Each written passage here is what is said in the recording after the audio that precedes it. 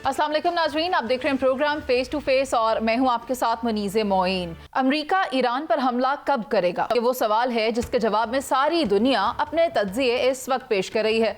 बैनुल-अक़वामी अखबारात में छपने वाली खबरों के मुताबिक अमेरिका इतवार की रात ईरान पर हमलावर होगा। लेकिन अगर ऐसा हो जाए तो ये अभी तक किसी को मालूम नहीं है कि हमला समंदर में खड़े हुए अमरीकी बहरी बेड़े से होगा या फिर मशरिक़ वुस्ता में किसी अमरीकी अड्डे से होगा। दूसरा अहम सवाल ये है कि मिसाइल से हमला होगा या फिर जून में ईरान पर गुज़श्ता हमले की तरह B-2 बमबार तैयारों से हमला किया जाएगा। फिर एक और अहम सवाल ये भी है कि यह हमला सुप्रीम लीडर IRGC हेडक्वार्टर और एटमी तंसीबात या फिर कौन सी जगह पर होगा। उससे भी ज़्यादा अहम सवाल ये है कि ईरान किस तरह जवाब देगा। ईरान की बहरिया और फ़ज़ाइया USS अब्राहम लिंकन और उसके साथ आने वाले जदीद डिस्ट्रॉयर्स की ज़बरदस्त जंगी ताकत के सामने ज़्यादा देर ठहर तो नहीं सकेगी। इसीलिए वो जहाज़ों और तैयारों पर इन्हसार नहीं कर रहा, बल्कि उसकी असल ताकत मिसाइलों, कम लागत ड्रोन्स और पूरे खित्ते में फैले हुए उसके इत्तेहादी जंगजू गिरोहों में है। और अगर अमेरिका हमला करता है तो ईरान जवाब किस तरह देगा, और क्या अगर ईरान ने यूरेनियम की फरसूदगी तर्क कर दी तो क्या अमेरिका हमला भी रोक देगा, या फिर ट्रंप की धमकियां जो आ रही हैं सामने वक्तन फ़वक्तन, उसके बाद भी अमेरिका वही करेगा जो वो कहता चला आ रहा है। ये तमाम सवालात अपनी जगह मौजूद हैं।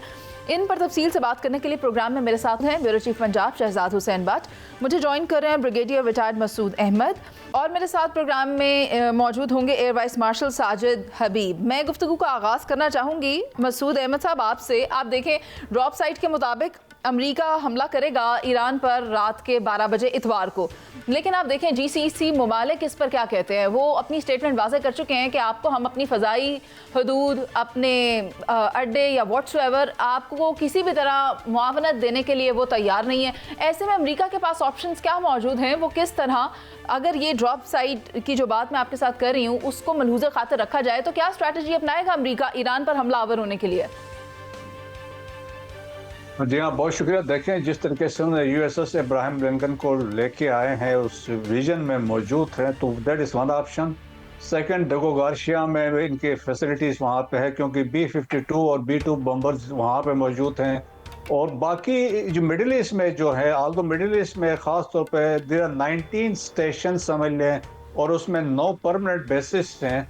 तो उसमें ऑलरेडी सऊदीज़ ने कहा है, UAE ने कह दिया है, कतरीज़ हैं कि हम अपने जो स्पेस जो हम नहीं देंगे, लेकिन लाइकली है कि वो वहाँ से जो फैसिलिटीज़ है इराक में है, सीरिया में है, वो वहाँ से यूज़ कर सकते हैं। तो ये एक पॉसिबिलिटी है। लेकिन अभी एक ऐसे सिचुएशन में प्रेसिडेंट ट्रंप हालात को लेके आया है कि हिमसेल्फ इसने डिलेमा कि मैं अब क्या करूं, क्योंकि जिस तरीके से उन्होंने एक्सपेक्टेशंस अब लोगों की हैं, अब लोग समझते हैं कि ईरानी अवाम के तवक्कुआत भी प्रेसिडेंट ट्रंप के साथ हैं, और वो समझते हैं कि जिस तरह उन्होंने कहा, अब उनकी ऑब्लिगेशन बनती है कि वो कुछ करके जाएं। फिर बिलियंस ऑफ डॉलर्स स्पेंड करके जब USS अब्राहम लिंकन को आपने शिफ्ट किया, आपने दूसरे जहाज शिफ्ट किए हैं, अब इतलात आ रही हैं 730s भी जो यूरोपियन कंट्रीज के हैं, they are also heading Middle East with logistics के साथ। तो अब stage is all set to strike Iran, जो उसमें है पॉसिबिलिटी है। तो मेरे ख्याल में ये करेंगे, और जिस पर ऑलरेडी उन्हें प्लानिंग की होगी, और अपने रिसोर्सेज जो इनके हैं अपने डिस्पोजल पे उनके साथ करेंगे। जो और देखें, खाली जो अब्राहम लिंकन के ऊपर जो है F-35 है, F-15 है, बाकी मिसाइल सिस्टम है और दूसरे बहुत कुछ है, और उसका आर्मेडा इसलिए कहते हैं, उनके साथ सबमरीन्स भी हैं, वो भी मूव कर रहे हैं, और इसके अलावा वारशिप्स भी मूव कर रही हैं। So it is a complete armada यकीनन उसमें है। तो वो पावरफुल है और पावर प्रोजेक्शन भी है। दैट्स वाई इन्होंने इसको मूव करवाया, इसको यूज़ कर सकते हैं। But at the same time इन्होंने ये भी अपनी असेसमेंट की होगी वहाँ से क्या रिस्पांस आएगा, लेकिन रिस्पांस से पहले इन्होंने अपनी प्लानिंग अमेरिकन ने की होगी कि हमने कहाँ स्ट्राइक करना, उनको रिएक्ट करने का मौका नहीं देना है, क्योंकि इनको मैक्सिमम थ्रेट जो अमेरिकन को feel they are going to face, वो उनके बैलिस्टिक मिसाइल्स हैं और उनके हाइपरसोनिक मिसाइल्स हैं, जो अगर तो देयरफॉर उनको टारगेट करेंगे कि मैक्सिमम की प्रिवेंट करें कि वो इनके इसराइल पे या विदिन पर्शियन गल्फ के अंदर या मिडिल ईस्ट में, या उनके जहाज है यूएसएस इब्राहिम लिंकन के ऊपर कोई मिसाइल इस तरह ना, तो अपने फुल फ्लेज तैयारी के साथ आए होंगे। और यकीनन वो देखें, अब इनके लिए पीछे हटना बड़ा मुश्किल है, unless there is a possibility कि वो ये कह सकते हैं कि कोई फेस सेविंग के लिए वो कहते हैं कि हम न्यूक्लियर पे कोई अंडरस्टैंडिंग डेवलप कर सकते हैं, उस पर कोई बातचीत हो सकती है। लेकिन बाकियों को मुझे नहीं लगता है कि कोई ऐसा कि वो पीछे हटेंगे। अमेरिका के लिए भी मुश्किल है, ईरानीज के लिए भी बड़ा मुश्किल पोजीशन है। ठीक है मसूद अहमद साहब, आपने जिस तरह भरपूर इन्फॉर्मेशन प्रोवाइड की है, लेकिन इस पर मैं चाहती हूँ कि साजिद हबीब साहब की भी राय ले ली जाए। सर आप देखें, अगर रडार इन्फॉर्मेशन की बात की जाए तो देखा यह जा रहा है कि ईरान की हुदूद में रशियन और चाइनीज़ कार्गो प्लेन्स दाखिल हो रहे हैं, उनकी आमदोरफ्त है। तो इसका मतलब कि रशिया और चाइना ईरान को मुआवनत करेगा अगर अमरीका हमलावर होता है तो?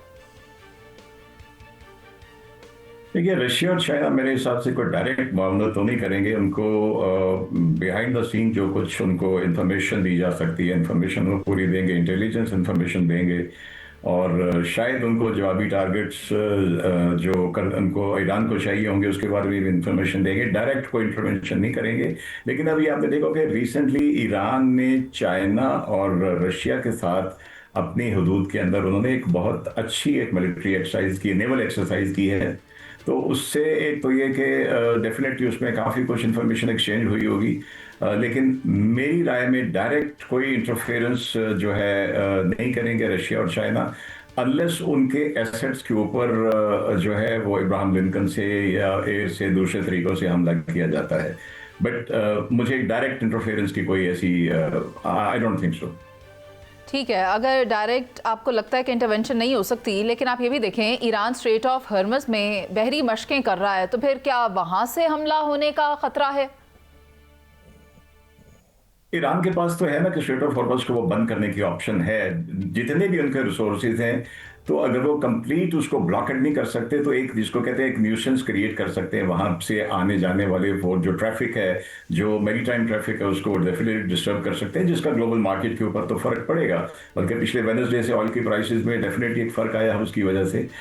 लेकिन जो आप पहले बात कर रहे थे, एग्री के अमेरिका ने अगर ईरान के ऊपर हमला करना है तो अभी तो थोड़ा सा शशोपन ये भी है, it's a catch 22 situation. Face saving भी करनी है, और फेस सेविंग अगर उन्होंने बगैर अटैक के करनी है तो बहुत बड़ी उनको चाहिए कि ईरान में हथियार डाल दिए कि हम इनरिचमेंट नहीं करेंगे, सब कुछ बंद कर देंगे, या उनको जो है जो एयर से उनको अगर अटैक करना पड़ा तो करेंगे।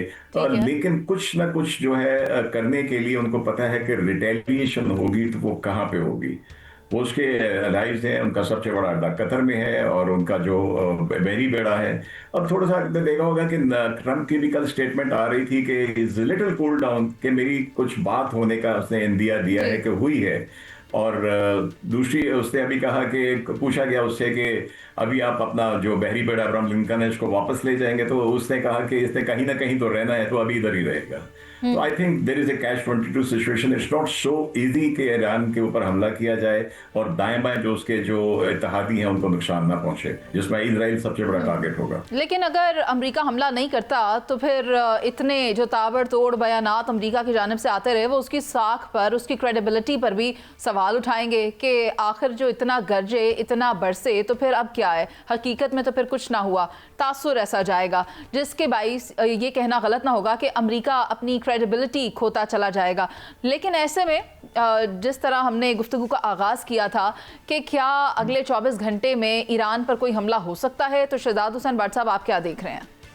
बिस्मिल्लाहिर्रहमानिर्रहीम। मेरा ख्याल है मुनीज़ा मोइन साहबा, हमला जो है शायद नहीं, मैं इसको नहीं समझता कि हमला होने वाला है, क्योंकि अगर इसको मुताला किया जाए, आपने जो बात की और मैंने भी देखा, ड्रॉप साइट न्यूज़ को देखा, वो ये कह रहा है कि जी संडे की रात हमला। लेकिन मतलब कि अगर मोतबर ज़राए की बात करें तो ड्रॉप साइड न्यूज़ को मैं अथेंटिक नहीं मानता। अगर BBC हो, राइटर हो, AP हो, ये हो, या मेरे दो दोस्त हैं ईरान में, मैंने उनसे भी टेलीफोन पे बात की है कि क्या संडे को आपकी रात को देख रहा है, उन्होंने भी इस बात की तरदीद की है। पहली बात तो ये मैं मुतफिक नहीं हूँ कि मेरा नहीं ख्याल कि संडे की रात हो सकता है। दूसरी बात आप ये ज़रा गौर कीजिएगा कि ईरान जो है 2025 के तखमीने के मुताबिक ही देख लेना 9 करोड़ 24 लाख से ज़ायद उसकी आबादी है, यानी कि 93 मिलियन, और मशरक़ वस्ता में सबसे बड़ी आबादी 93 मिलियन। अगर ये बहरान इस तरह आ गया, हमला हो गया, तो आपको याद है फिर शाम, यमन, लीबिया, इस तरह जो नस्ली कशीदगी हुई थी यहाँ भी वो हो जाएगी। मतलब कि इतना आसान नहीं है कि ईरान पर जब चाहेगा अमेरिका हमला कर देगा, खाला जी का वाड़ा है, ऐसी बात नहीं है। आप देखें कि ईरान और ओमान के दरमियान अब नाए हरमस को देखें ना, 20% आपकी गैस जा रही है, 20 से 25% तेल जा रहा है। अच्छा, वो अगर ये जा रहा है तो वो बारूदी सुरंगें अगर बिछा देता है तो ये बात का भी अमेरिका को बहुत अच्छी तरह पता है कि वो बिछाने की पोजीशन में है। दूसरी साइड पर अगर आप गौर करेंगी तो अमेरिका को ये भी पता है कि अगर इस तरह मैं अटैक करता हूं तो वो भी अटैक करेगा। अमेरिका के जहां जहां अड्डे हैं, जहां जगह एक अमरीकी भी मर गया ना, मैंने पिछले प्रोग्राम में भी कहा था, तो पूरे अमरीका च फसाद रोना धोना पै जाना है। ये पाकिस्तान नहीं है, शाते पे शाते हो रही हैं, कोई बात नहीं। माँ उसकी कहती है 2 और ले जाओ मेरे बेटे, पहले एक मर गया शहीद हो गया, 2 और लेके जाओ फौज में। ये अमरीकी फौजी है, ठीक है, ये नहीं मरता। और आखिरी 4 लाइनें मुनीज़े मैं सिर्फ इस पे कंपाइल करूंगा। अब देखें ना, बात आ गई जो हैरान की है, वो कहता है कि यूरेनियम पे बात कर लो, लेकिन अपने दफा के लिए अगर मैं कोई काम कर रहा हूं उसको आप स्टॉप नहीं कर सकते। अच्छा। उस पर भी अगर स्टॉप करना शुरू किया तो फिर ये काम जो है ना, ये फसाद की तरफ जाएगा। और फसाद की तरफ अगर आप गया तो देखिए बहुत सारे ममालिक जो हैं वो इस वक्त, जितने भी मशरक़ वस्ता में ममालिक है, वो नहीं चाहते कि ये जंग हो। और अगर जंग हुई, खुदा ना खास्ता जंग हुई, तो उसका इम्पैक्ट पाकिस्तान पे भी पड़ेगा। और याद रखिएगा, इसराइल का बेड़ा गर्क होने लगा है। आलमी उमूर के जो माहिरीन हैं या दिफाई तज्जियाकारों की भी अगर मैं इसमें राय शामिल करूं तो उनका ये कहना है कि अमेरिका की जानिब से जितने तेज़ बयानात दिए गए ईरान के ख़िलाफ़ कि ईरान पर हमला कर दिया जाएगा अगर ईरान ने कोऑपरेट ना किया, लेकिन ऐसे में उन माहिरीन का ये कहना है कि अगर अमेरिका अटैक नहीं करता और ईरान फिर आने वाले वक्तों में मज़ीद बड़ी ताकत बनकर उभर कर सामने आएगा, जिसके कॉन्सिक्वेंसेस आने वाले वक्तों में अमेरिका को फेस करने होंगे। लेकिन अभी ब्रेक पर जाना है, जाने से पहले ये भी बताते चलें कि अमेरिका ने अरबों डॉलर के पैट्रियट मिसाइल की डील की है सऊदी अरब के साथ। इस पर करेंगे बात एक ब्रेक के बाद, आप साथ रहिए।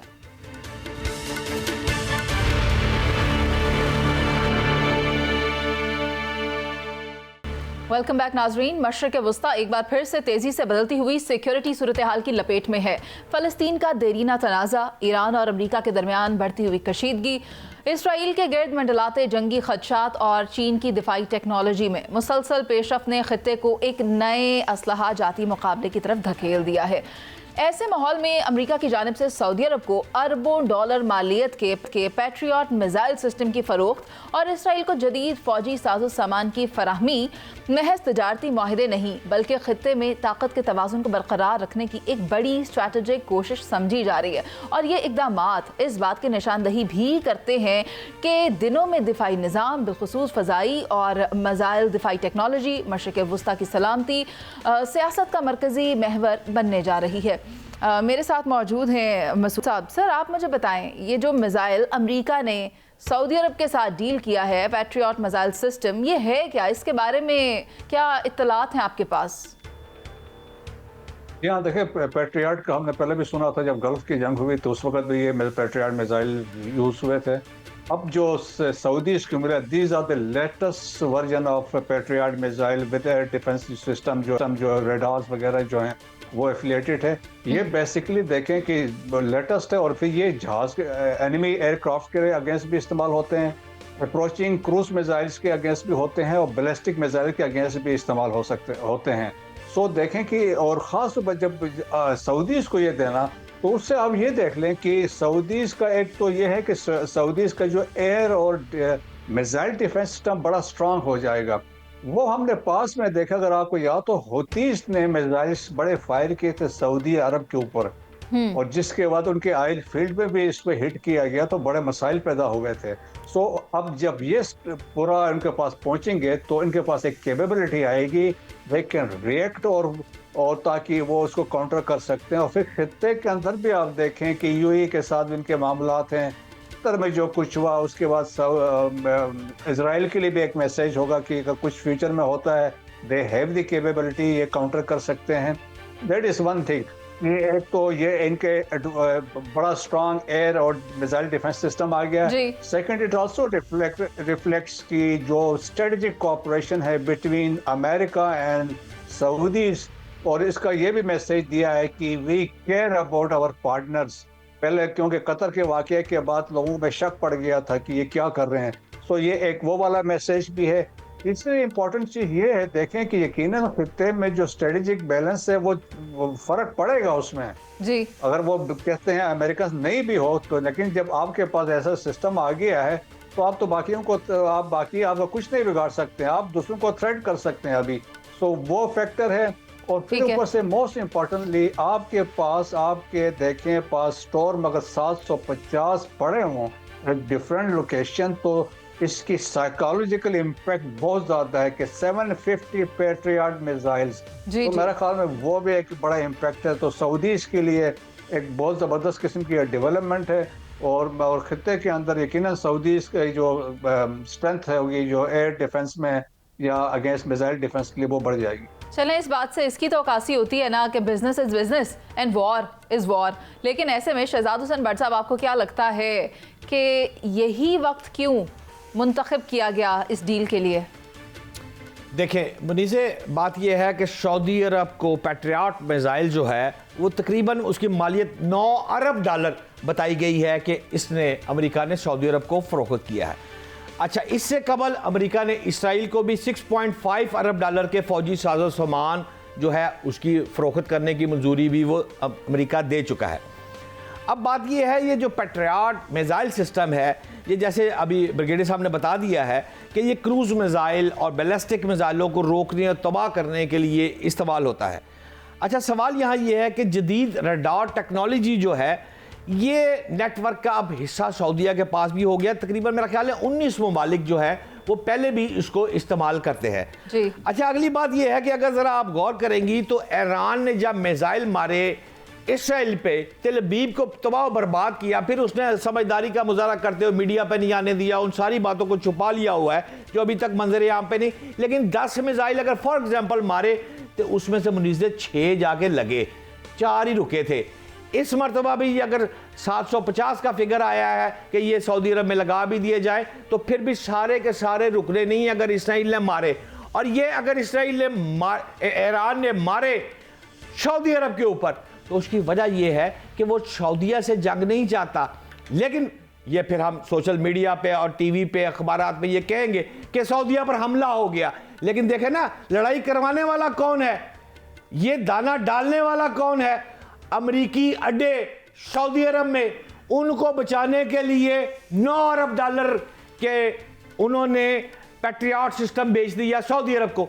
बचाना किनू सू? बचाना थे अपने फौजियां नू है।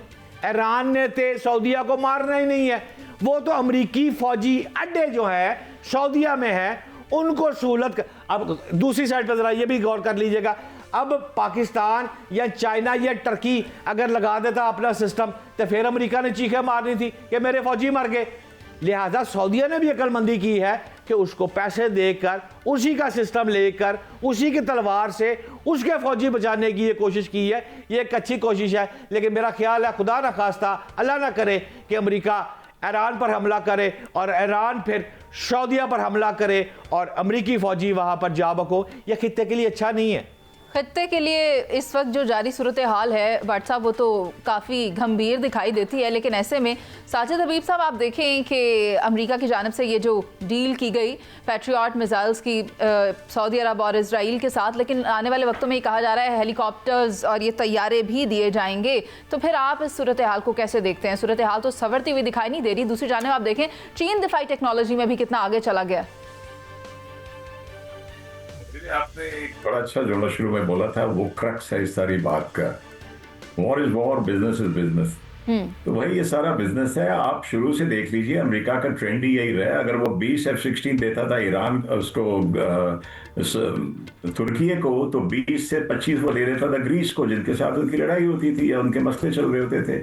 अभी आप देखिए जैसे अभी बात की दोनों साथियों ने कि $9 मिलियन के तो इनको लगा दिया इसके ऊपर, हालांकि सऊदी अरब के पास पेट्रियट मिसाइल का पुराना वर्जन पहले से है, यूएई के पास भी है, कतर के पास भी है और कुवैत के पास भी। ये 4 मुल्क यहाँ पे इस्तेमाल कर रहे हैं, पेट्रियट इनके पास है। बड़ी मजे की बात है ये जो बिजनेस वाली बात का, इसको मैं और इंडोर्स करता हूँ कि ये खर्चा होगा इनका। और जैसे शहजाद साहब ने कहा कि कोई हमला वमला इन्होंने ईरान ने तो सऊदी अरब के ऊपर नहीं करना।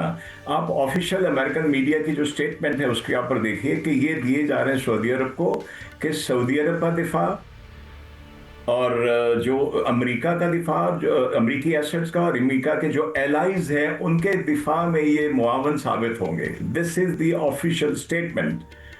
और ये एनहेंस्ड वर्जन है इसकी। जो बात है कि 750 कल नहीं पहुंच जाएंगे। इट्स ए कंप्लीट सिस्टम जिसमें रडार ट्रैकिंग सारा कुछ होता है। और अभी जो फैक्ट्री बनाती है अमेरिका में, आई थिंक लॉकहीड मार्टिन वाले हैं शायद, इसकी तो कैपेसिटी ही एक साल की 450 से 450 के करीब है।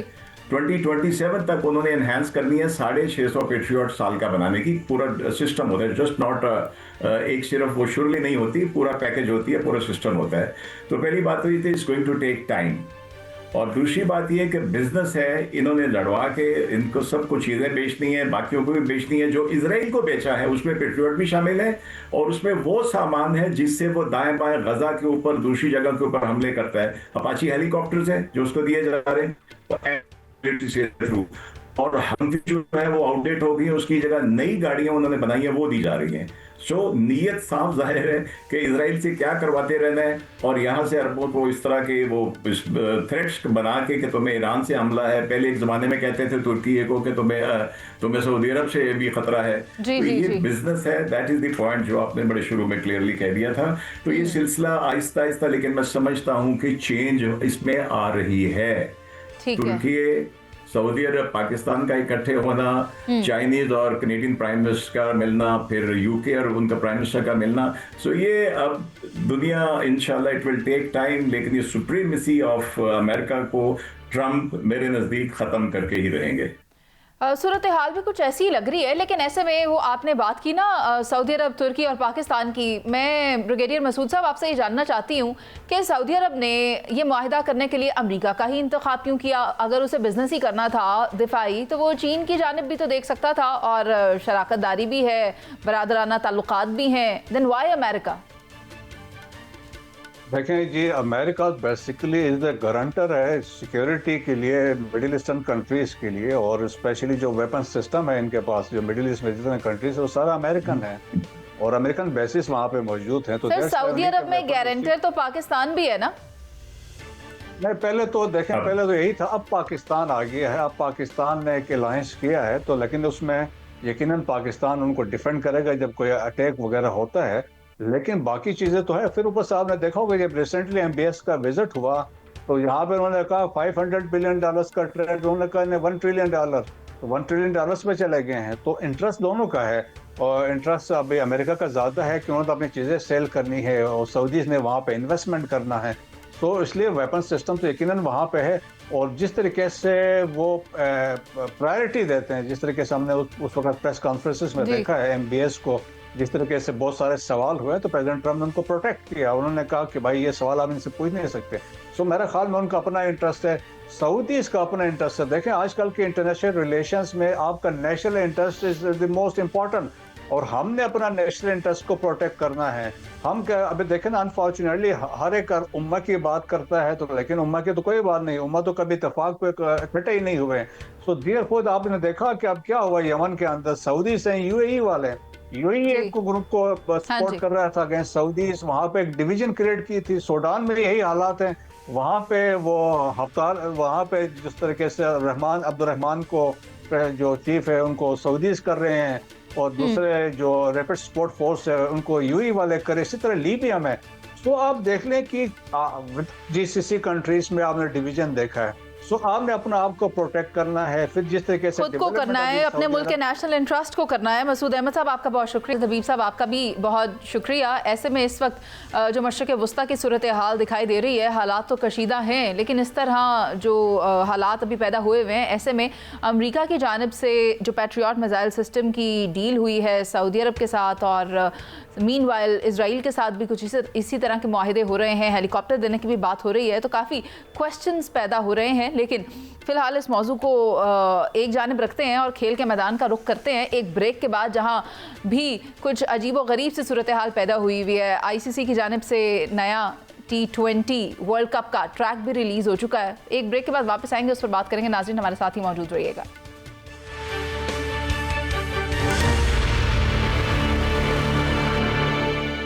वेलकम बैक नाजरीन। T20 वर्ल्ड कप 2026 का आगाज होने में महज एक हफ्ता ही बाकी रह गया है, लेकिन ICC की जानिब से official song feel the thrill release कर दिया गया है और ऑस्ट्रेलिया ने फाइनल स्क्वाड का ऐलान भी किया। लेकिन PCB ने अभी तक ये फैसला नहीं किया कि team Pakistan T20 world cup का हिस्सा बनेगी या फिर नहीं बनेगी, और टीम पाकिस्तान की किट की जो रोनुमाई थी उसको भी मुलतवी कर दिया गया। चेयरमैन PCB मोहसिन नकवी ने कुछ दिन पहले वज़ीर आज़म शहबाज शरीफ से मुलाकात के बाद वर्ल्ड कप में शिरकत से मुतल्लिक हतमी फैसला जुमा या फिर पीर को करने का ऐलान किया था। जुमे के रोज तो फैसला नहीं हो सका, लेकिन अब हतमी फैसला पीर को किया जाएगा और वर्ल्ड कप में पाकिस्तान के शामिल होने या ना होने के क्या असरात मुरतब होंगे, इसी पर बात करेंगे। जबकि भारत पाकिस्तान की शमूलियत और इनकार को किस तरह देखता है, उस पर भी माहिराना राय हासिल करेंगे। एजाज वसीम स्पोर्ट्स एनालिस्ट हमारे साथ मौजूद हैं। एजाज, आपको खुशामदीद कहेंगे, बताएं क्या लगता है आपको, क्या पीर को भी फैसला हो जाएगा या फिर थोड़ा और डिले देखने में आएगा? और देखिए, पाकिस्तान में आज अपनी किट की जो अनवीलिंग सेरेमनी थी, यहाँ टॉस के बाद लाहौर कज़ाफी स्टेडियम में पाकिस्तान ऑस्ट्रेलिया के दूसरे T20 मैच के अंदर होनी थी, उसको पोस्टपोन कर दिया है। बट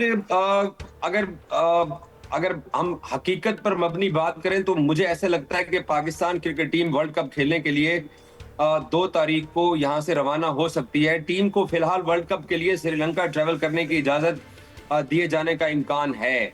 इंडिया पाकिस्तान गेम के लिए शायद परमिशन जो है वो हुकूमत पाकिस्तान उसको थोड़ा डिले रखे और उसके बाद जाके फैसला हो, जब ये मैच पाकिस्तान अपने पहले 2 राउंड मैच खेल लेगा नमीबिया और नीदरलैंड के खिलाफ।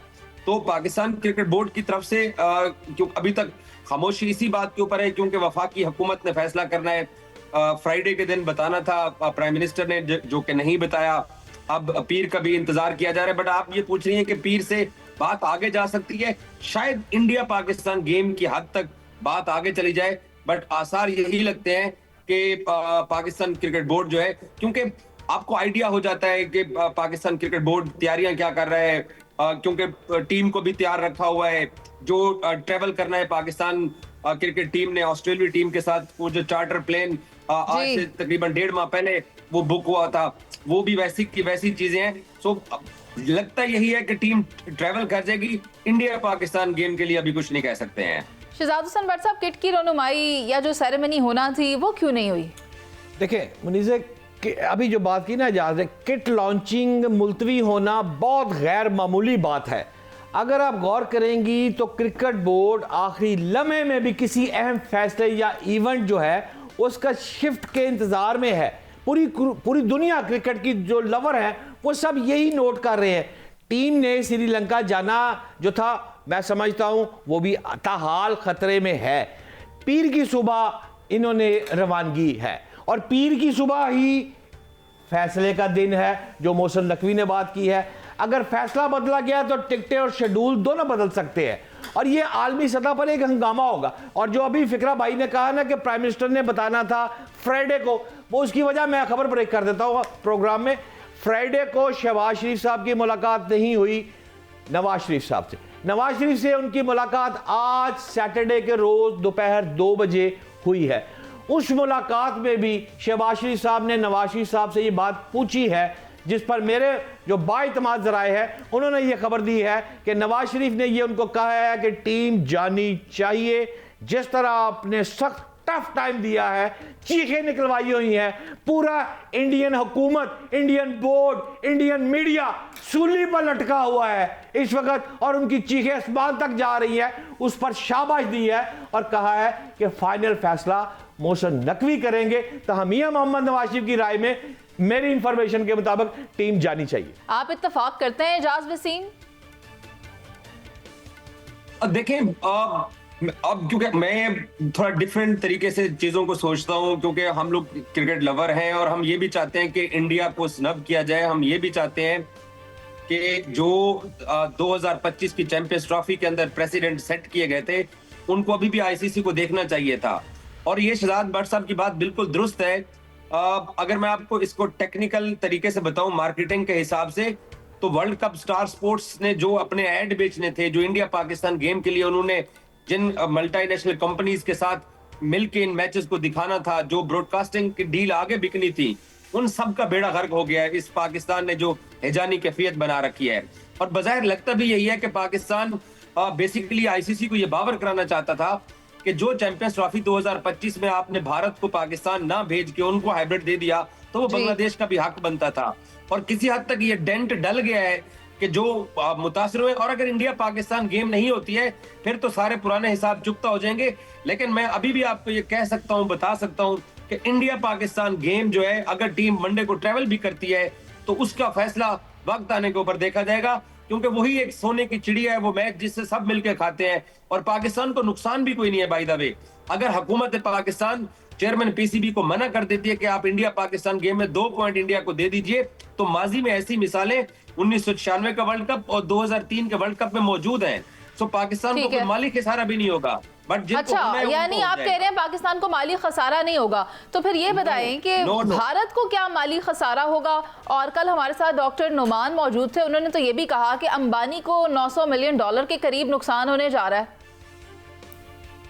बिल्कुल, क्योंकि अंबानी ग्रुप ने, स्टार स्पोर्ट्स ने जो राइट्स लिए हुए हैं, वो राइट्स वो सही तौर पे बेच ही नहीं पा रहे हैं। इंडिया पाकिस्तान गेम से ही रेवेन्यू आना है। जो मैं आपको आम आपके नाजरीन जो सुन रहे हैं उनके लिए बता देता हूं कि हर ओवर के दौरान जो एड चलते हैं, जिनको हम इश्तिहार कहते हैं, उनका अगर 15,000 पर सेकंड उनका रेट है नॉर्मल दिनों में, तो इंडिया पाकिस्तान गेम के दौरान उसको 1,15,000 रुपए आप ले जाएं। इस हद तक रेट बढ़ जाता है उस मैच का। उसी मैच की वजह से स्टार स्पोर्ट्स सबसे ज्यादा पैसे दे के बिड खरीद लेता है। तो वो मैच अगर नहीं होता, तो क्योंकि आईसीसी ने अपनी शिक्कों के अंदर ये लिखा हुआ है कि अगर गवर्नमेंट आपको मना कर देती है तो उस बोर्ड के ऊपर कोई ना सैंक्शन लगती है, ना टीम के ऊपर कोई सैंक्शन लगती है। लेकिन रेवेन्यू आईसीसी देने का पाबंद है। तो रेवेन्यू जो वर्ल्ड कप से अगर इंडिया पाकिस्तान गेम नहीं भी आती, तो ये बताया जा रहा है कि $100 में से तकरीबन $45 कट जाएंगे। जो बाकी $55 बाकी मुल्कों पे तकसीम होगा, वो हिस्सा पाकिस्तान को भी मिलेगा, क्योंकि पाकिस्तान फुल मेंबर है आईसीसी का और हुकूमत की एडवाइस के ऊपर ही चलना होता है। ये सहूलत इंडिया को आईसीसी ने 2025 की चैंपियंस ट्रॉफी में दी थी। इन्होंने खुद ही ये शिक डाली थी कि हुकूमत के फैसले का बोर्ड पाबंद है और आईसीसी हुकूमत की वजह से बोर्ड को कुछ नहीं कहेगा। तो पाकिस्तान का कोई नुकसान नहीं है इसमें। किन ऑप्शंस पर गौर कर रहा है पाकिस्तान भट्ट साहब? अगर नहीं खेलता इंडिया के साथ तो फिर क्या क्या किया जा सकता है? देखें, काबिल एहतराम मेरी एक पीसीबी के बड़े अफसर से बात हुई है। उसने मुझे बताया है कि पीसीबी ने अपना होमवर्क मुकम्मल कर लिया है। कितना नुकसान होगा, कितना बर्दाश्त किया जा सकता है, तमाम ऑप्शन सामने रखकर इसके आफ्टर इफेक्ट्स जो है वो क्या हो सकते हैं, ये तमाम ऑप्शन जो है होमवर्क मुकम्मल करके उन्होंने मोहसिन नकवी साहब को दे दिया है। अब मेरा ख्याल है कि शहबाज शरीफ साहब जब आज रायविंड गए और नवाज शरीफ से मुलाकात हो गई, उधर से मोहसिन नकवी साहब की मुलाकात हो गई है, तो कल एक्सपेक्टेड तौर पर, खबर नहीं दे रहा लेकिन मैं अपना तजिया दे रहा हूँ, संडे के रोज़ शायद मोहसिन नकवी को टेलीफोनिक गुफ्तगू फाइनल शहबाज शरीफ से करेंगे और पाकिस्तानी टीम को भिजवाने के अहकाम अगर वो देते हैं तो वो प्रेस रिलीज जारी कर सकते हैं। और अगर रोकी गई तो फिर मेरा ख्याल है मोहसिन नकवी बाज़ाब्ता प्रेस कॉन्फ्रेंस करके इसका ऐलान करेंगे। और आखिरी एक लाइन, मैं समझता हूं कि पाकिस्तान वर्ल्ड कप में जाएगा, लेकिन वर्ल्ड कप में भारत के खिलाफ 15 फरवरी को जो होने वाला मैच है उसका बायकाट हो सकता है और वो असल तकलीफ है भारत को। मनीजे, अच्छा, एजाज वसीम, कहा यह भी जा रहा है कि हो सकता है कि पाकिस्तान वो मैच खेले और स्याह पट्टियां बांधकर अपना एहतजाज रिकॉर्ड करवाए। आपको क्या लगता है ज्यादा इम्कानात किस चीज के हैं? पाकिस्तान ऐसा कौन सा अमल करेगा जिससे कि पाकिस्तान फायदे में रह जाए? देखें, सूरत हाल तो इस तरह से भी हो सकती है ना, अपनी ही बात मनवानी है, अपना लोहा मनवाना है, बांग्लादेश को बैक करना है, then why not play the match and beat India? देखिए, यहाँ पे बात मनवाने की नहीं हो रही है कि अपनी कोई पीसीबी को मुतालबात मनवा रहा है। बेसिकली हिट बैक करना है आईसीसी को और बीसीसीआई को, और वो आप उनको फाइनेंशियली नुकसान करके ही कर सकते हैं, जो उन्होंने हमारी चैंपियंस ट्रॉफी को खराब करने की कोशिश की थी। इंडिया पाकिस्तान गेम लाहौर के अंदर होना था ना चैंपियंस ट्रॉफी का, वो दुबई में हुआ।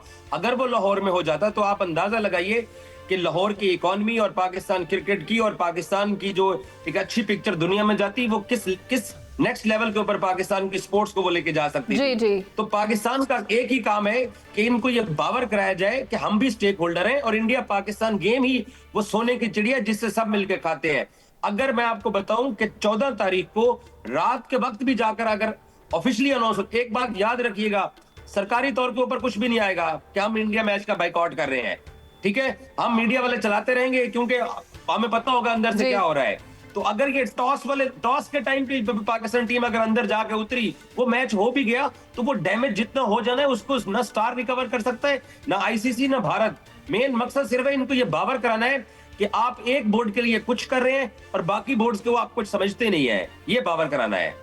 तो शहजाद हुसैन भट्ट साहब, आपको क्या लगता है ये जो भारत है या आईसीसी है, ये दोगली पॉलिसी अपनाए हुए क्यों है? क्या पाकिस्तान की नफरत में ये कर रहे हैं या बांग्लादेश के साथ नफरत का इजहार कर रहे हैं? खेल में सियासत क्यों? नहीं, नफरत की बात या दोगली पॉलिसी की बात नहीं है, तकब्बर है, गुरूर है। भारत का ख्याल था कि वो जंगी महाज पर सुपीरियर है, पिट गया, जलील हो गया।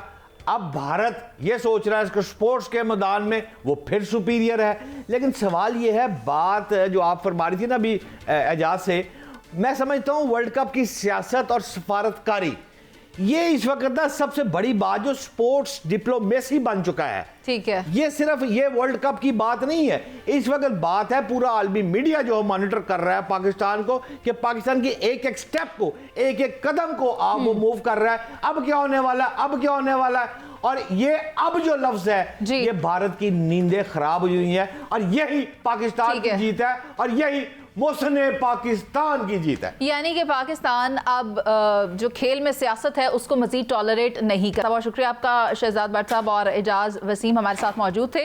बात यही है कि आईसीसी T20 वर्ल्ड कप का बाकायदा आगाज़ तो 7 फरवरी को होगा, लेकिन पाकिस्तान की शमूलियत के हवाले से अभी जितने भी अभाम पाए जा रहे हैं वो कहा यह जा रहा है कि 2 फरवरी यानी पीर के रोज़ दूर हो जाएंगे। ऊँट किस करवट बैठेगा इसका फैसला हो जाएगा पीर के दिन। अभी के लिए मुझे प्रोग्राम से इजाज़त दीजिए। अल्लाह ने के बाद।